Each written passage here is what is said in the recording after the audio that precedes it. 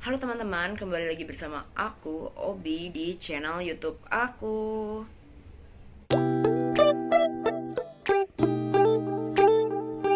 Pada kesempatan kali ini, aku akan membahas tentang agensi teori. Jadi teman-teman harus tonton videonya sampai habis ya.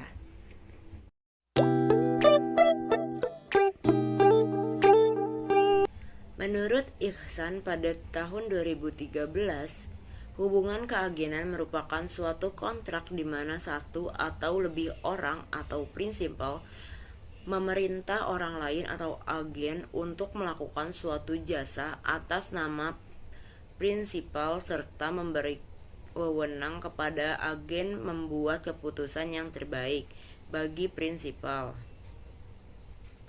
Jika prinsipal dan agen memiliki tujuan yang sama, maka agen akan mendukung dan melaksanakan semua yang diperintahkan oleh prinsipal. Dalam teori ini, pemerintah adalah prinsipal sedangkan perusahaan adalah agen. Pemerintah yang bertindak sebagai prinsipal memerintahkan kepada perusahaan untuk membayar pajak sesuai dengan perundang-undangan pajak. Hal yang terjadi adalah perusahaan sebagai agen lebih mengutamakan kepentingannya dalam mengoptimalkan laba perusahaan sehingga minimalisir beban termasuk beban pajak dengan melakukan penghindaran pajak. Agensi teori bisa juga menghubungkan antara manajemen yang merupakan pihak yang dikontrak oleh pemegang saham untuk bekerja demi kepentingan pemegang saham. Pihak manajemen diberikan sebagian kekuasaan untuk membuat keputusan bagi kepentingan terbaik pemegang saham, sehingga manajemen wajib mempertanggungjawabkan semua upaya kepada pemegang saham. Masalah keagenan muncul ketika prinsipal kesulitan untuk memastikan bahwa agen bertindak untuk memaksimalkan kesejahteraan prinsipal. Manajemen bersikap tidak membedakan terhadap resiko, sedangkan pemilik menghindari resiko, tetapi manajemen dan bukan pemilik menanggung resiko dengan bayaran tertentu.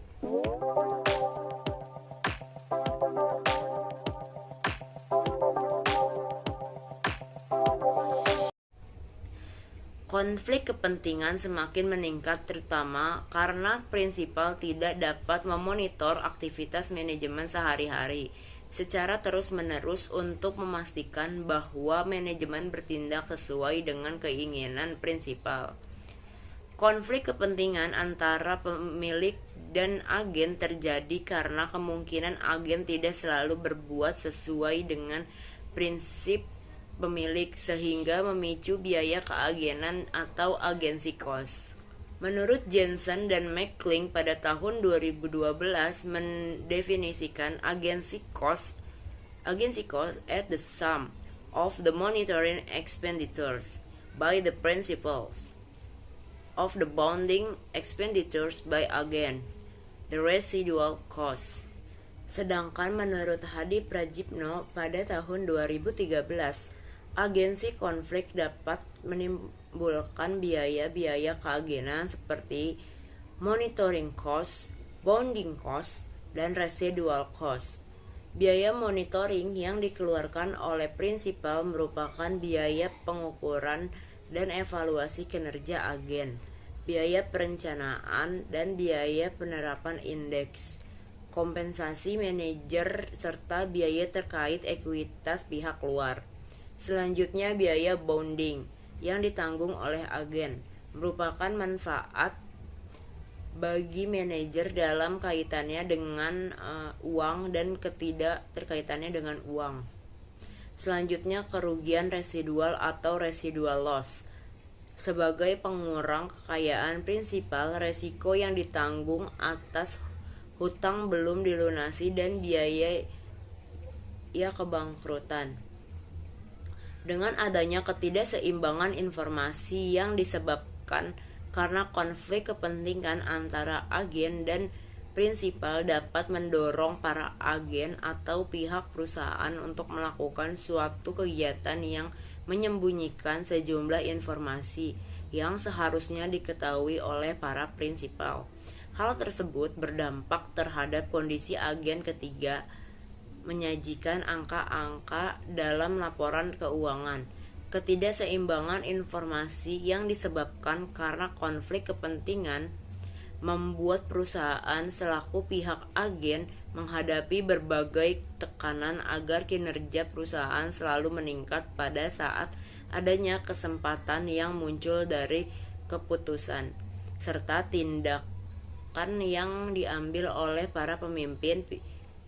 Pihak perusahaan lebih tergoda untuk melakukan kegiatan kecurangan atau fraud agar kinerja perusahaan selalu meningkat.